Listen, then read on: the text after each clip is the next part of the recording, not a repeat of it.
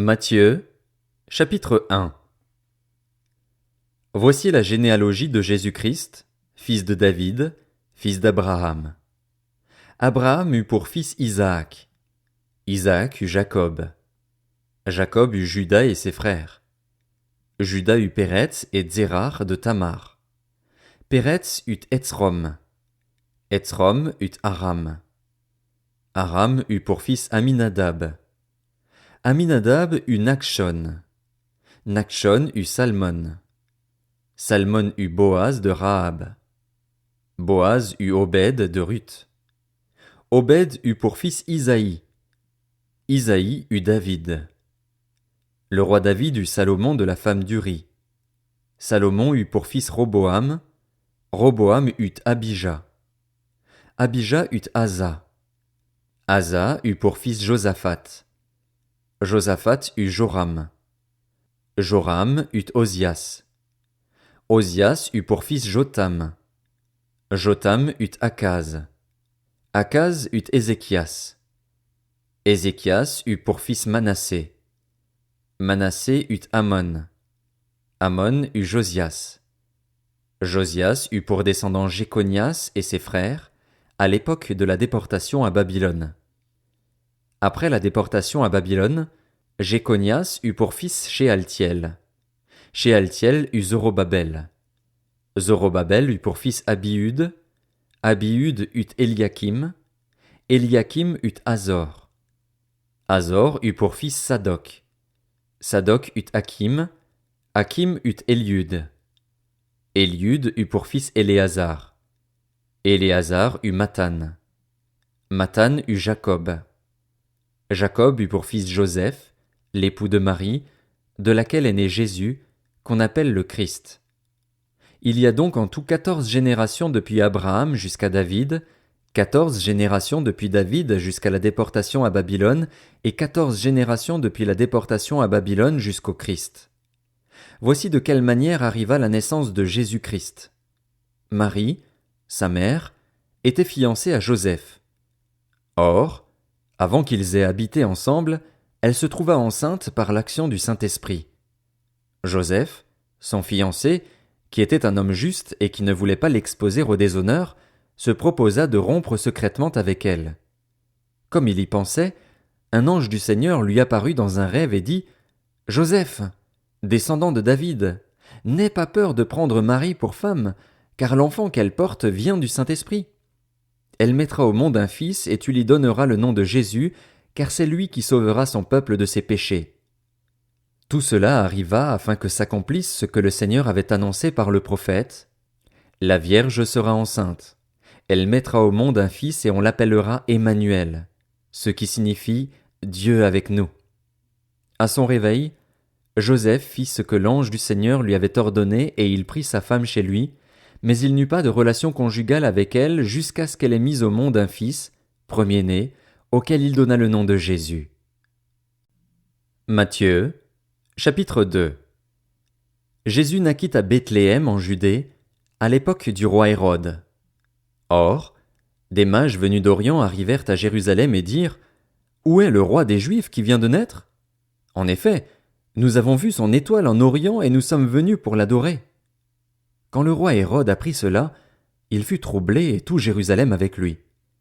Il rassembla tous les chefs des prêtres et spécialistes de la loi que comptait le peuple et leur demanda où le Messie devait naître. Ils lui dirent « À Bethléem, en Judée, car voici ce qui a été écrit par le prophète. Et toi, Bethléem, terre de Juda, tu n'es certes pas la plus petite parmi les principales villes de Juda, car de toi sortira un chef qui prendra soin d'Israël, mon peuple. » Alors Hérode fit appeler en secret les mages. Il s'informa soigneusement auprès d'eux du moment où l'étoile était apparue, puis il les envoya à Bethléem en disant « Allez prendre des informations exactes sur le petit enfant. Quand vous l'aurez trouvé, faites-le-moi savoir, afin que j'aille moi aussi l'adorer. » Après avoir entendu le roi, ils partirent. L'étoile qu'ils avaient vue en Orient allait devant eux jusqu'au moment où, arrivée au-dessus de l'endroit où était le petit enfant, elle s'arrêta. Quand ils aperçurent l'étoile, ils furent remplis d'une très grande joie. Ils entrèrent dans la maison, virent le petit enfant avec Marie, sa mère, se prosternèrent et l'adorèrent. Ensuite, ils ouvrirent leur trésor et lui offrirent en cadeau de l'or, de l'encens et de la myrrhe. Puis, avertis dans un rêve de ne pas retourner vers Hérode, ils regagnèrent leur pays par un autre chemin. Lorsqu'ils furent partis, un ange du Seigneur apparut dans un rêve à Joseph et dit « Lève-toi, prends le petit enfant et sa mère, fuis en Égypte et restes-y jusqu'à ce que je te parle, car Hérode va rechercher le petit enfant pour le faire mourir. » Joseph se leva, prit de nuit le petit enfant et sa mère et se retira en Égypte. Il y resta jusqu'à la mort d'Hérode, afin que s'accomplisse ce que le Seigneur avait annoncé par le prophète « J'ai appelé mon fils à sortir d'Égypte. » Quand Hérode vit que les mages l'avaient trompé, il se mit dans une grande colère, et il envoya tuer tous les enfants de 2 ans et au-dessous qui étaient à Bethléem et dans tout son territoire, selon la date qu'il s'était fait préciser par les mages. Alors s'accomplit ce que le prophète Jérémie avait annoncé. On a entendu des cris à Rama, des pleurs et de grandes lamentations. C'est Rachel qui pleure ses enfants et n'a pas voulu être consolée, parce qu'ils ne sont plus là. Après la mort d'Hérode, un ange du Seigneur apparut dans un rêve à Joseph, en Égypte, et dit « Lève-toi, prends le petit enfant et sa mère et va dans le pays d'Israël, car ceux qui en voulaient à la vie du petit enfant sont morts. » Joseph se leva, prit le petit enfant et sa mère et alla dans le pays d'Israël. Cependant, quand il apprit qu'Archélaüs régnait sur la Judée à la place de son père Hérode, il eut peur de s'y rendre. Averti dans un rêve, il se retira dans le territoire de la Galilée et vint habiter dans une ville appelée Nazareth, afin que s'accomplisse ce que les prophètes avaient annoncé, il sera appelé Nazaréen. Matthieu, chapitre 3. À cette époque-là parut Jean-Baptiste, qui prêchait dans le désert de Judée. Il disait « Changez d'attitude, car le royaume des cieux est proche. » Jean est celui que le prophète Ésaïe avait annoncé lorsqu'il a dit « C'est la voix de celui qui crie dans le désert, préparez le chemin du Seigneur, rendez ses sentiers droits. » Jean portait un vêtement en poil de chameau et une ceinture de cuir autour de la taille. Il se nourrissait de sauterelles et de miel sauvage.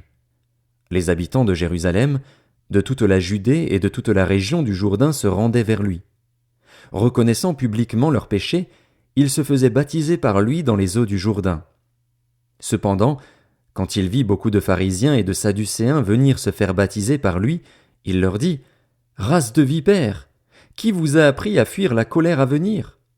Produisez donc du fruit qui confirme votre changement d'attitude et ne vous avisez pas de dire en vous-même « Nous avons Abraham pour ancêtre. » En effet, je vous déclare que de ces pierres Dieu peut faire naître des descendants à Abraham. Déjà la hache est mise à la racine des arbres. Tout arbre qui ne produit pas de bons fruits sera donc coupé et jeté au feu.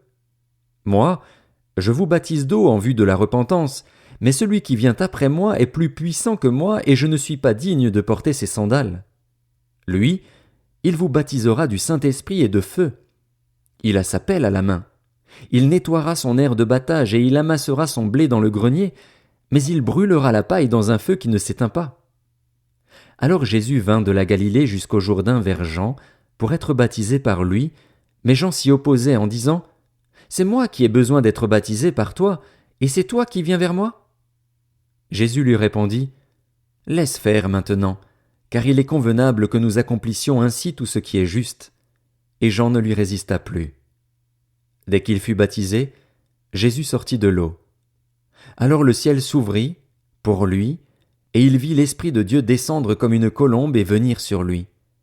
Au même instant, une voix fit entendre du ciel ces paroles « Celui-ci est mon Fils bien-aimé, qui a toute mon approbation. » Matthieu, chapitre 4. Puis Jésus fut emmené par l'Esprit dans le désert pour être tenté par le diable. Après avoir jeûné 40 jours et 40 nuits, il eut faim. Le tentateur s'approcha et lui dit « Si tu es le Fils de Dieu, ordonne que ces pierres deviennent des pains. » Jésus répondit « Il est écrit « L'homme ne vivra pas de pain seulement, mais de toute parole qui sort de la bouche de Dieu. » Le diable le transporta alors dans la ville sainte, le plaça au sommet du temple et lui dit « Si tu es le Fils de Dieu, jette-toi en bas.